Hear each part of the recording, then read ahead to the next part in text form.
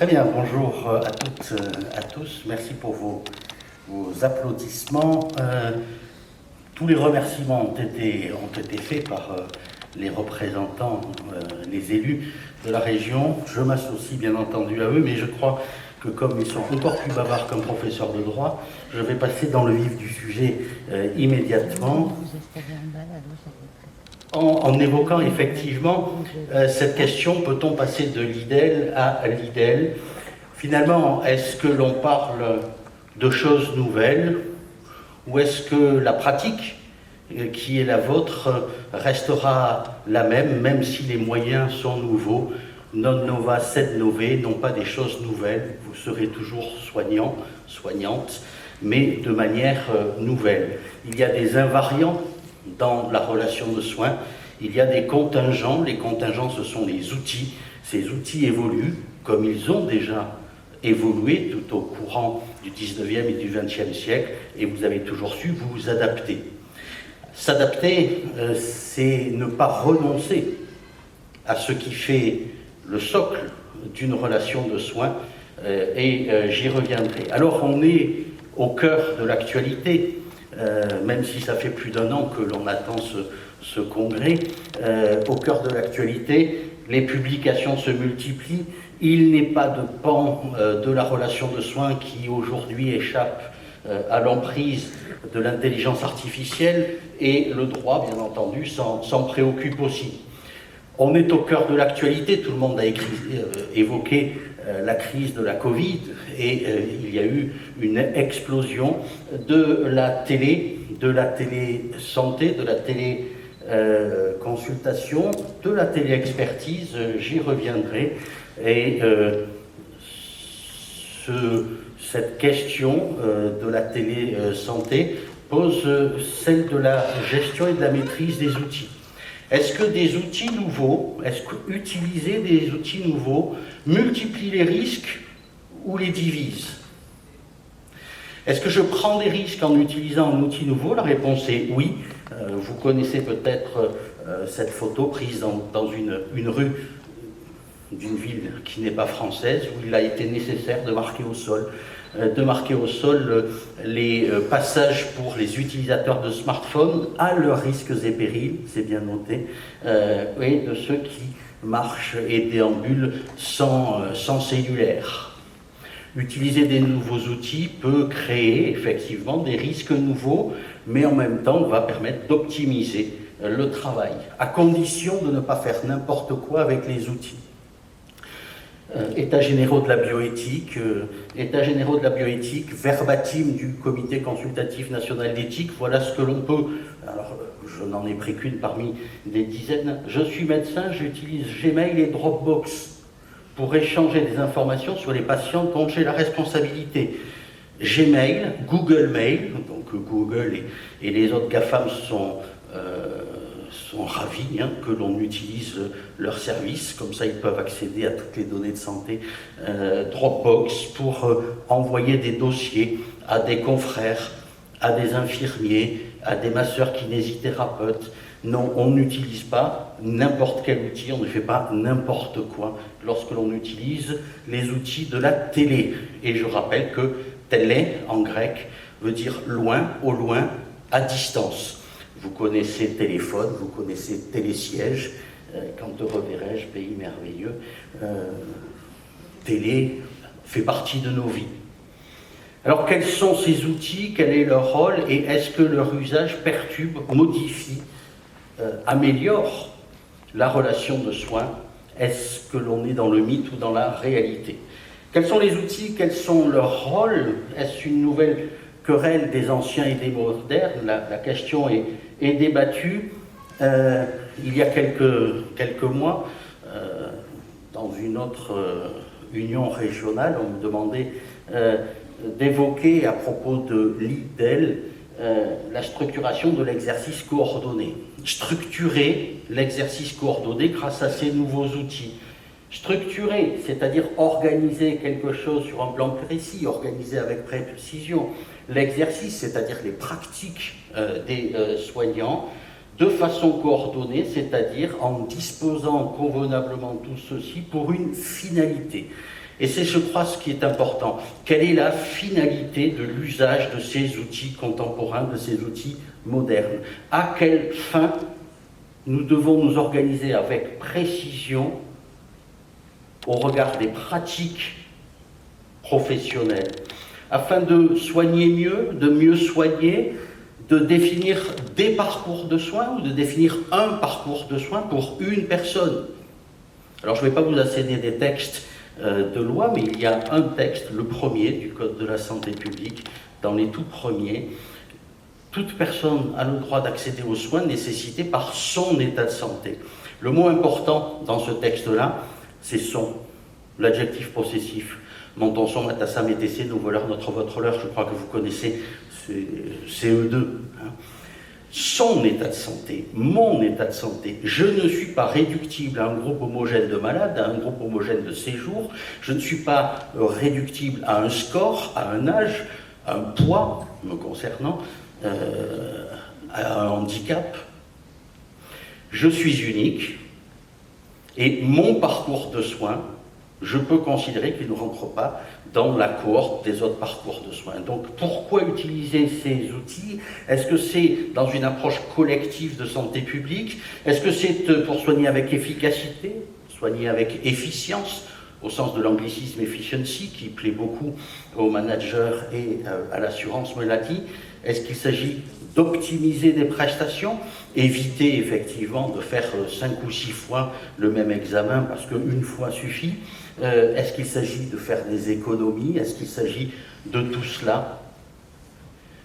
En rappelant que quand on va partager des informations, pas par Gmail, pas par Dropbox, ce partage d'informations est possible.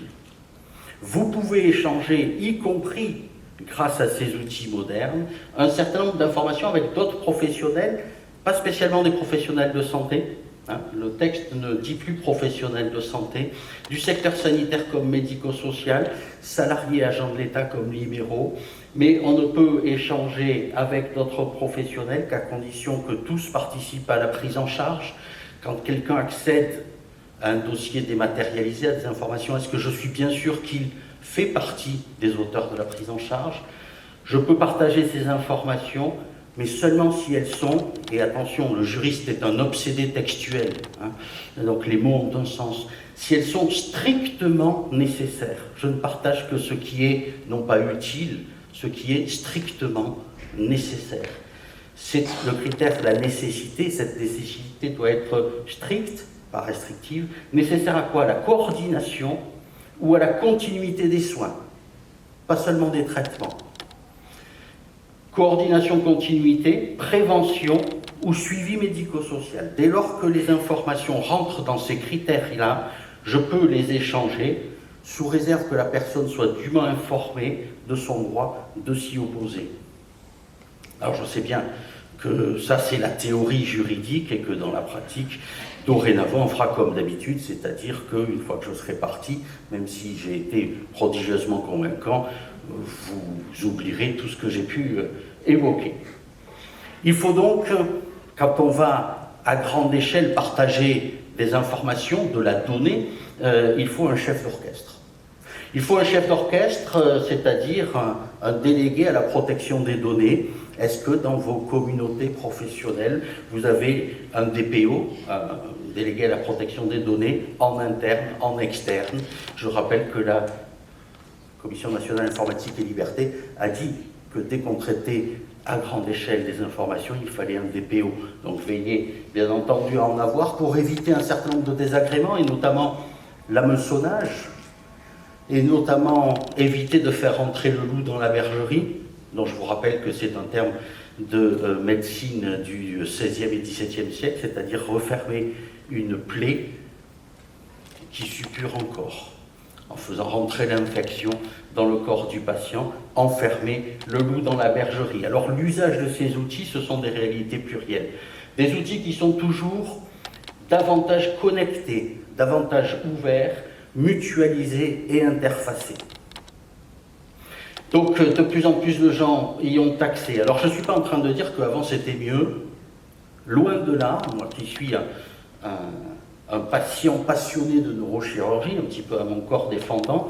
Vous avez un acte de neurochirurgie au XIIIe siècle, hein, sur la diapo de gauche, et fort heureusement, la technique a légèrement évolué depuis.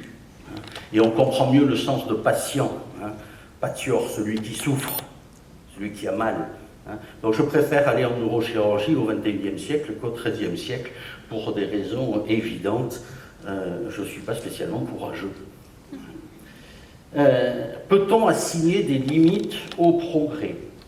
Est-ce que tout est possible, parce que le technicien nous dit ça, on peut le faire? Est-ce que parce que c'est possible, il faut le faire? Est-ce que tous les possibles sont autant de souhaitables? Et quelle est l'attitude que doit observer le droit face à ces évolutions technologiques, cette frénésie technologique permanente? Eh bien, le droit doit s'écarter de deux tentations perverses. La première, c'est d'ignorer les évolutions techniques et sociales en se réfugiant dans une tour d'ivoire, dans des principes qui ne peuvent plus être appliqués au-delà des facultés de droit. Le second, c'est de se limiter à un rôle de tabellion, un rôle de notaire, en transcrivant toutes les évolutions techniques, toutes les évolutions sociales, comme étant autant de souhaitables.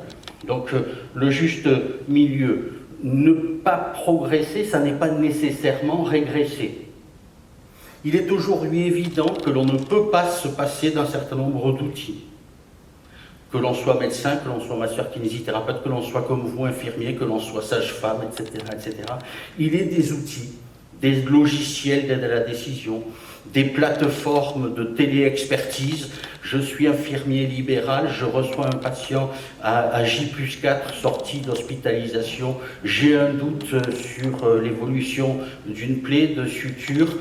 Plutôt que de renvoyer le patient à l'hôpital, je vais faire une téléexpertise en temps immédiat avec une consoeur, un confrère IBOD ou de plaie et cicatrisation avec un médecin. Et en temps réel, aujourd'hui, vous avez des outils comme Connex, par exemple, où en 15 minutes, vous avez votre réponse. Mais sans passer par Gmail, sans faire une capture d'écran et l'envoyer par WhatsApp. Donc il est évident que l'on ne peut pas récuser l'utilité de l'outil. On ne peut pas récuser la technique. Mais il faut la repositionner dans son statut d'outil. Il faut que vous soyez capable de vous positionner correctement face à l'outil. Alors je vais essayer de le dire autrement. Vous connaissez cette chose au milieu, là, ça s'appelle un marteau. Et si j'avais un marteau, entre mes mains, c'est une arme par destination. D'ailleurs, orientée généralement contre moi-même, en tout cas contre mes doigts. Entre mes mains, un marteau est une arme. Entre les mains d'un charpentier, ça peut être quelque chose d'absolument magnifique. D'un ébéniste. C'est toujours le même marteau. Hein. Ce qui est en cause, ça n'est pas le marteau. Selon que je me tape sur les doigts ou je construis une charpente ou une commode. Ce qui est en cause, ça n'est pas le marteau, c'est le même. Ce qui est en cause, c'est la main qui tient le marteau, ou plutôt le cerveau qui guide la main qui tient le marteau. Le juste positionnement face à l'outil, c'est ça. Comment je me positionne?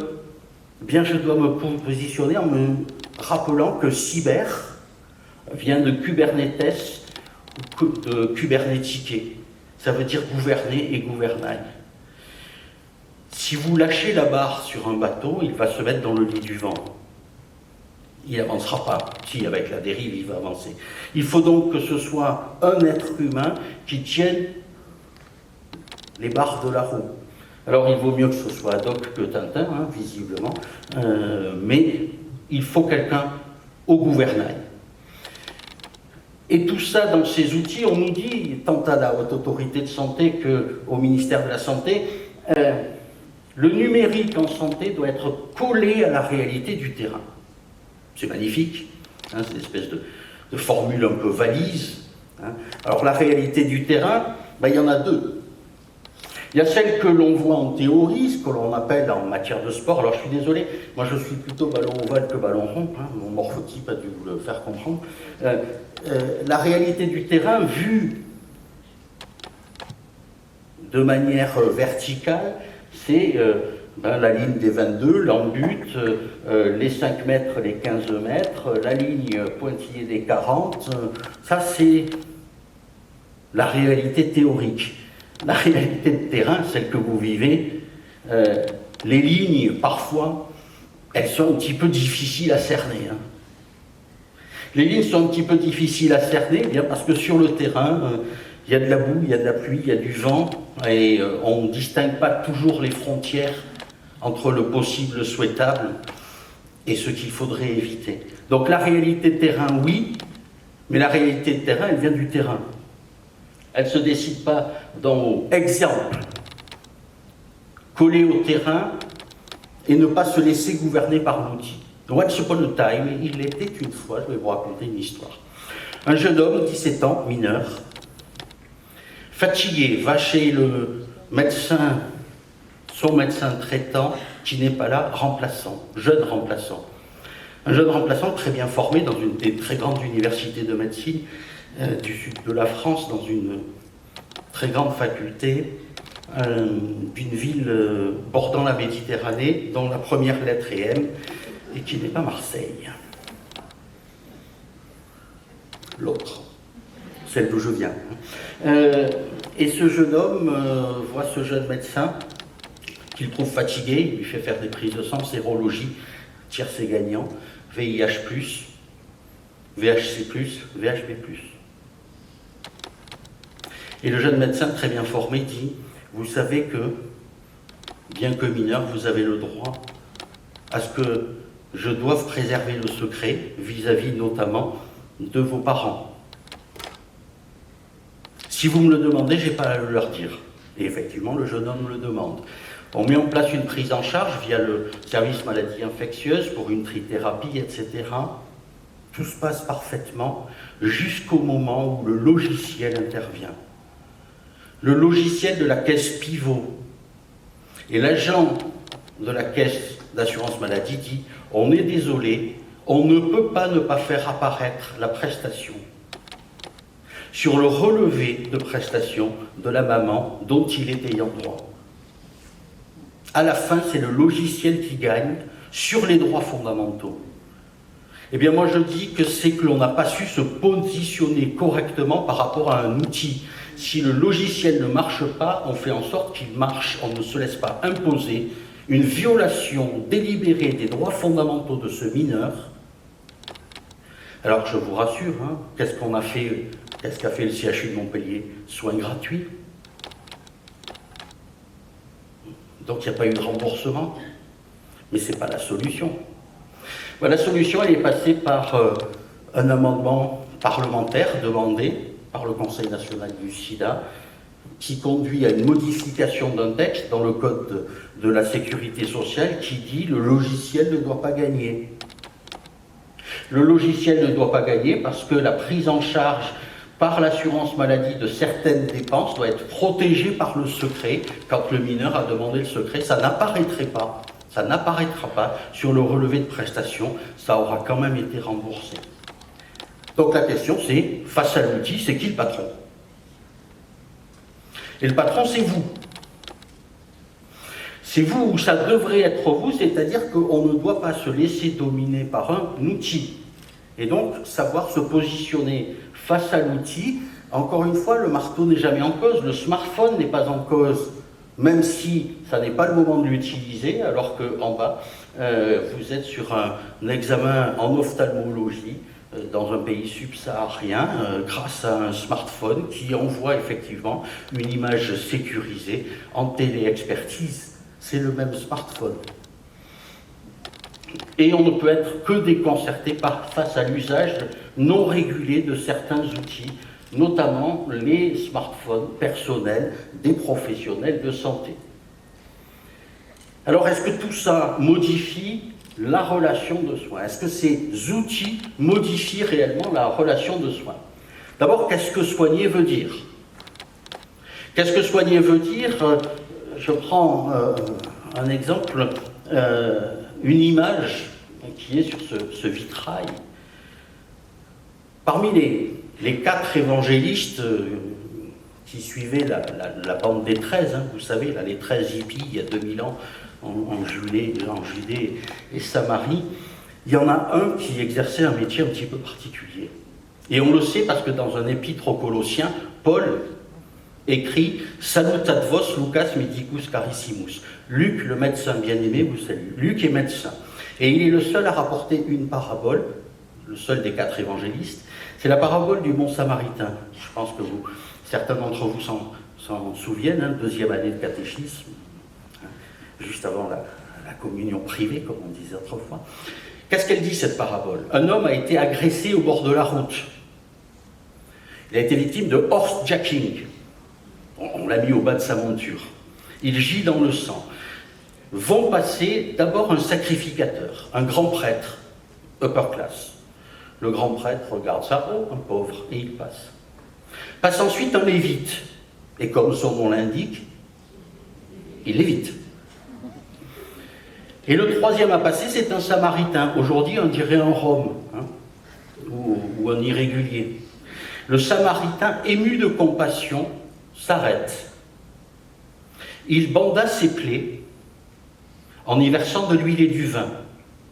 Oléothérapie, œnothérapie, pratique de traumatologie conforme aux recommandations de bonne pratique de la haute antiquité de santé. Alors aujourd'hui, je suppose que vous ne faites plus de vinaigrette sur le patient, mais à l'époque, encore que, le gel hydroalcoolique ne se boit pas, m'a-t-on dit, après une réanimation. L'acte technique se juge au jour de l'acte, donc je ne juge pas cet acte technique d'il y a 2000 ans. Mais ça, c'est la première partie de l'acte, c'est la techné, c'est la partie technique. Il banda ses plaies en y versant de l'huile et du vin, puis il prit soin de lui. I care, alors je suis désolé, je prends soin. C'est dans son ambivalence à la fois de la techné, du savoir-faire et du savoir-être. Et sans cette ambivalence, il n'y a pas d'acte de soin. Soit vous n'êtes que des techniciens de l'organe, vous n'êtes pas des soignants, soit vous n'êtes que dans la prise en soin, mais vous êtes techniquement nuls, et alors vous n'êtes pas des soignants, vous êtes des charlatans. Ce qui fait le soin, c'est les deux. Sauf que les outils, comme le disait le président Muselier, les outils, ça ne caresse pas les cheveux. Ça ne tient pas la main, ça ne parle pas. Encore que grâce aux hologrammes, bientôt, vous pourrez être à plusieurs endroits en même temps. Et donc, si vous pensez pouvoir être remplacé par l'outil, ben vous le serez. Mais à ce moment-là, il n'y aura plus de soins, il y aura des techniciens de l'organe malade. Il n'y aura plus de patients, il y aura des consommateurs. Parce que la relation de soins, écrit Duhamel, écrit Péquignot, c'est un colloque singulier avec une unité de temps, de lieu et d'action, comme dans le théâtre classique. C'est la rencontre, bien sûr, d'une technique et d'un corps, techné, mais c'est aussi deux personnes qui interagissent l'une sur l'autre. Dans la parabole du Samaritain, quand Rabbi Christus dit « Qui croyez-vous qui a été le prochain de l'autre ?» Le prochain de l'autre, en fait, c'est pas celui qui a soigné. Celui qui a fait du bien, c'est le patient qui a permis qu'on le soigne. Parce que la confiance que le patient vous accorde, c'est un cadeau. La confiance, ce n'est pas un dû, c'est un risque. Quand je vous accorde ma confiance, je prends le risque de vous l'accorder. Je vous fais un cadeau qui n'a pas de prix. Artificielle, notamment en santé. Il ne faut pas que les acteurs de l'intelligence artificielle soient ce que je suis. Il ne manque pas d'humour. Sauf si ça n'en est pas. Il ne faut pas que les acteurs de l'intelligence artificielle soient ce que je suis. Qu'est-ce qu'il veut dire? Soit des WASP, white, anglo-saxon, protestants. C'est-à-dire des mâles blancs quadragénaires formés dans les grandes universités américaines ou européennes. L'intelligence artificielle présente les mêmes biais que l'intelligence humaine. Ceux qui créent les algorithmes sont majoritairement des hommes blancs, formés dans les grandes universités ou les grandes écoles. Il faut donc réintroduire, pour éviter ces biais, de l'esprit féminin, de la diversité, et peut-être des gens venus du terrain et pas seulement des stratosphères universitaires, mais là, l'universitaire que je suis se tire une balle dans le pied, donc je m'arrête là. J'ai fini. Rappelle aussi que la donnée, la dématérialisation ne saurait remplacer le dialogue. Là encore, c'est le Comité consultatif national d'éthique qui le dit. User de ces outils permet effectivement, éventuellement, de libérer du temps pour dialogos, mais ça n'est pas une fin en soi que d'user de l'outil. C'est un moyen. Et si on en fait un moyen, effectivement, eh bien, la dématérialisation de la relation de soins, elle peut être mauvaise comme elle peut être très bonne. Elle peut être mauvaise parce qu'elle va opacifier la relation, elle est signe d'une sécheresse relationnelle. Il y a un temps pour tout et un lieu pour tout, nous dit l'Ecclésiaste. Facebook, ce n'est pas le lieu de la téléconsultation. Ce n'est pas le lieu de la téléexpertise. Donc sur les réseaux sociaux, je porte une blouse. Et je fais attention parce que, bien sûr que je veux être sur les réseaux sociaux parce que tout le monde y veut la fame. Et il m'arrive parfois de rechercher la fama, effectivement, comme dans Ovide. Mais attention, parce qu'il peut y avoir des dérives. Quel est le vecteur de la réputation aujourd'hui? Le vecteur de la réputation, c'est les réseaux sociaux. Voilà une jeune femme chirurgienne en vacances qui récupère un surfeur blessé sur le bord de la plage. Elle ne trouve rien de mieux à faire que de se poster sur un certain nombre de réseaux sociaux, ce qui vaut un article. Est-ce que se poster en train de faire de la médecine en bikini est une attitude professionnelle adaptée? Réponse des confrères, non. L'article sera retiré après les manifestations Made Bikini. Mais est-ce que c'est le bikini qui pose problème? Moi, le bikini, a priori, ne me pose aucun problème. Ce qui me pose problème, c'est qu'un chirurgien, c'est qu'un infirmier, c'est qu'un masseur-kinésithérapeute se mettent sur Twitter, sur Facebook, en pouvant identifier le patient, pour dire « Regardez ce que je viens de faire ». Tout le monde, il veut seulement la fame. Et déjà Henri de Mondeville, au XIVe siècle, écrivait « On devra, dans tous les cas, éviter que s'élève contre nous un murmure dans le peuple. Il faut se méfier de l'opinio et de la sententia populi. » Or, l'opinio et la sententia populi, aujourd'hui, eh bien, elle vient des réseaux sociaux. Qu'il a indiqué sa pute de mère, Lucado, footballeur de Nîmes, qui avait été un petit peu violent avec... Sauf qu'il y a une dame qui répond à ce tweet injurieux. Pour tout vous dire, je suis la pute de merde.